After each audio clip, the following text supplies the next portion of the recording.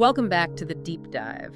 Today we are strapping in for, well, what our source material calls separation and peace. It's a really powerful spiritual concept. Absolutely. It links this idea of a divine promise directly to some pretty intense personal responsibility. We've gone through a stack of articles and reflections, and they all seem to center on one pretty challenging verse. That's right. It's 2 Corinthians chapter 7, verse 1. And the mission for us today, for you listening, is to really unpack this core idea. Which is what, exactly? That divine blessing, that real spiritual peace.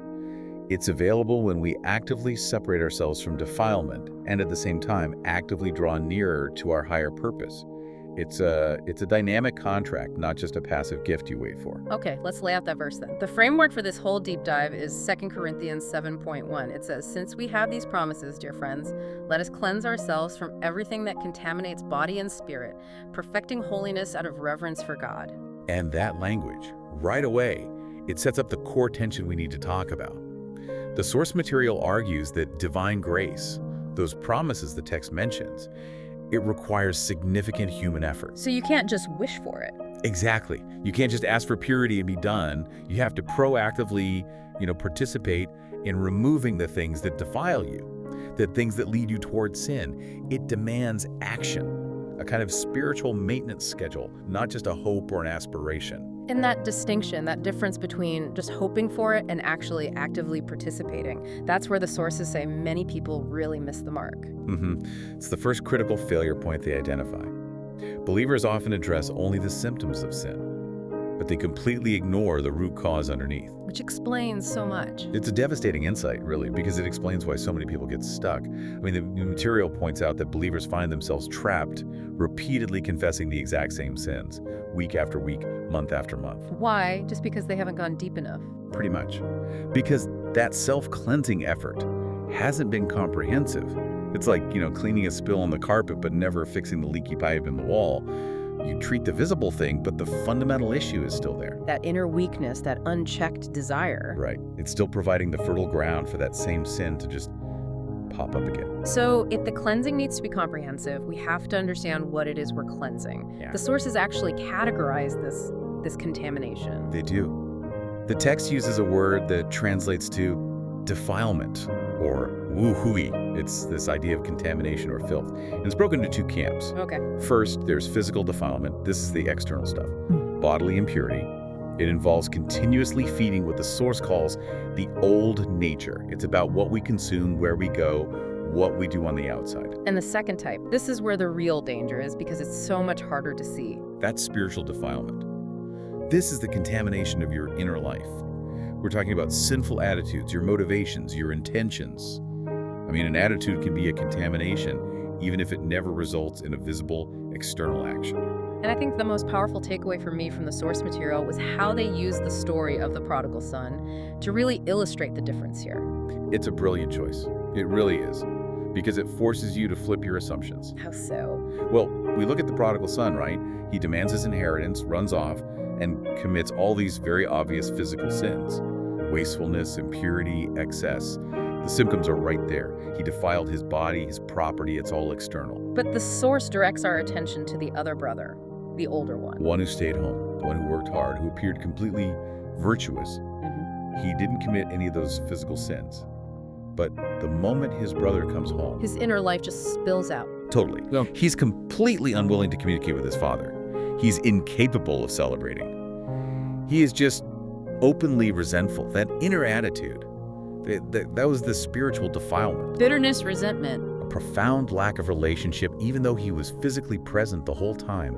It just highlights how insidious spiritual sin is. The person who looks perfect on the outside might be inwardly contaminated by pride and resentment, far worse than the one whose sins are all out in the open. That's the real challenge for you, the listener. It forces you to ask, okay, if I get rid of all the big, visible sins I keep confessing, what subtle internal contamination is still there? What bitterness or self-justification is still defiling my spirit? You have to question if the behaviors are just an outward signal of a deeper, hidden spiritual disease you haven't even acknowledged yet.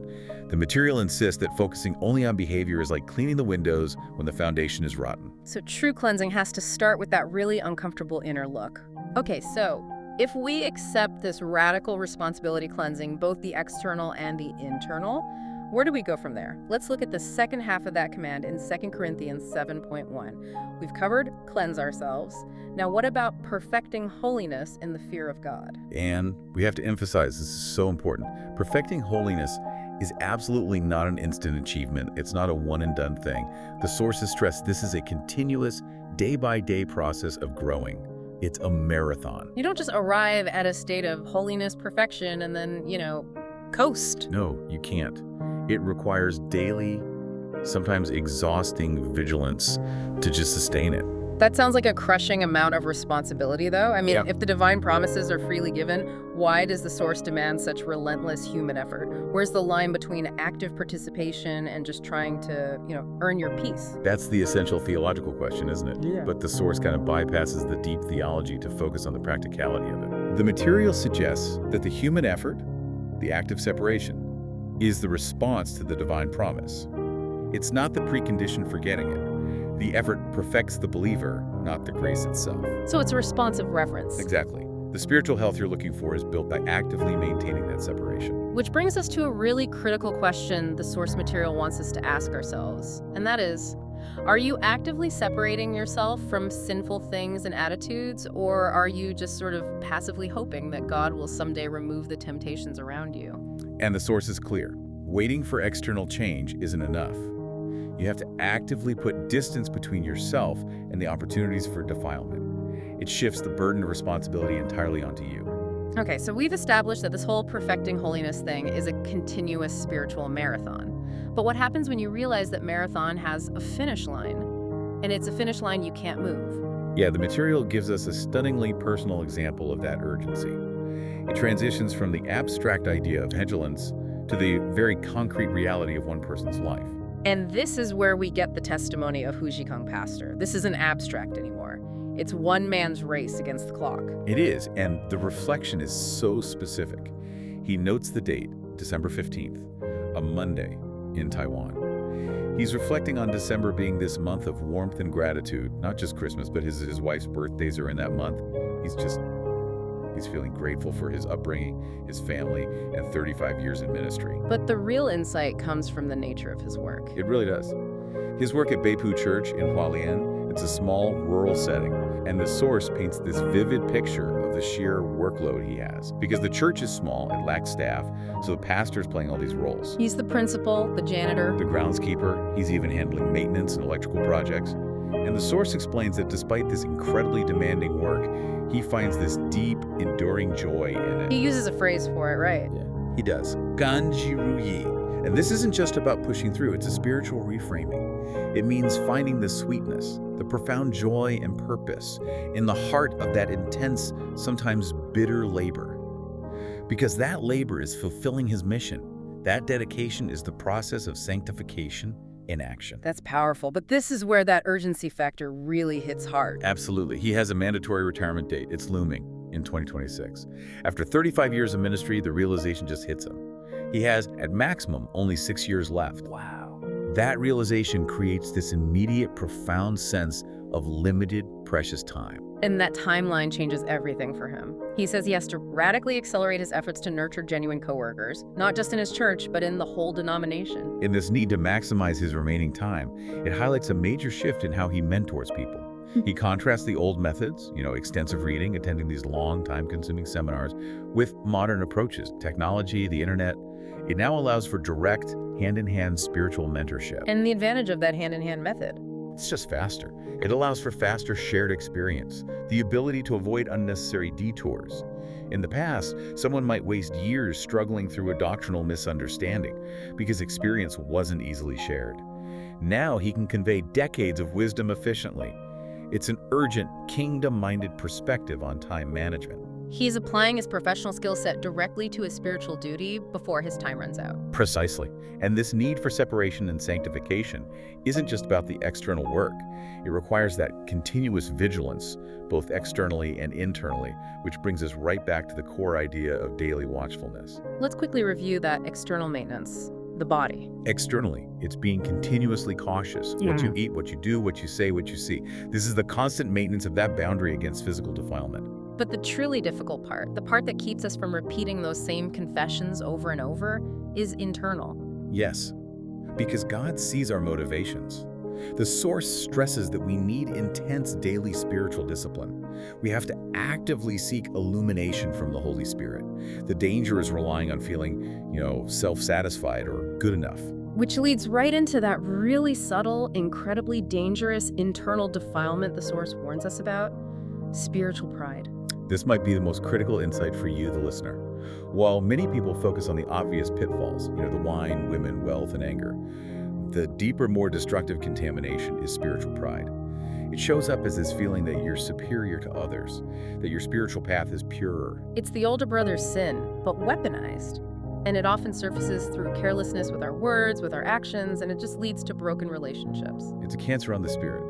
And this brings the application of our deep dive right into the workplace, into our daily interactions. If we are genuinely perfecting holiness, our internal state has to be reflected in how we treat people. So practically, what does that look like in a busy office or a disagreement with a neighbor? The source encourages us to speak wisely, to treat colleagues, neighbors, co-workers with genuine enthusiasm and gracious words. The term used is onsai words that convey kindness and grace. It means choosing dialogue that builds up and shows tolerance, even when you disagree or, frankly, feel superior. A tolerant heart, the source notes, is the natural outcome of that inner cleansing. It earns friendship and warmer responses. That's tangible evidence the internal work is actually producing external peace. And finally, the source brings us all back to the present moment, reminding us of the significance of the Christmas season. It's a call not to let it be secularized, not to let it become just a day for Jesus, but to remember it as the realization of God's holy will, the descent of the Savior. Which means our commitment to our duty has to be total. We're called to be good professional workers, whether we're running a company or being the principal, janitor, and electrician in a rural church, bringing truth, professionalism, and love to our service. The entire discussion just circles right back to that verse, 2 Corinthians 7:1, the pastor's urgency, the older brother's resentment, the need for daily vigilance. It all demonstrates that this idea of separation and peace, it requires everything you have. What a journey. We went from a theological promise all the way to the very practical urgency of addressing root causes and managing our time for spiritual growth. We're reminded that this whole process requires active separation, not just passive wishing. And that leaves us with a provocative thought for you to consider this week, building on this challenging material. We define spiritual pride as viewing others as unworthy, as feeling superior. So if you accept that the deepest contamination is internal, what is one concrete, specific word or phrase or thought pattern, that judgmental snap reaction you have in traffic, that dismissive inner monologue about a coworker, that you can actively and intentionally cleanse from your mind this week to improve one specific relationship, because the deepest defilement starts where no one else can see it. That's the real deep dive work. Thank you for joining us today and reflecting on your spiritual responsibilities and the preciousness of your time. Go forth and seek that separation and peace. We'll talk to you next time.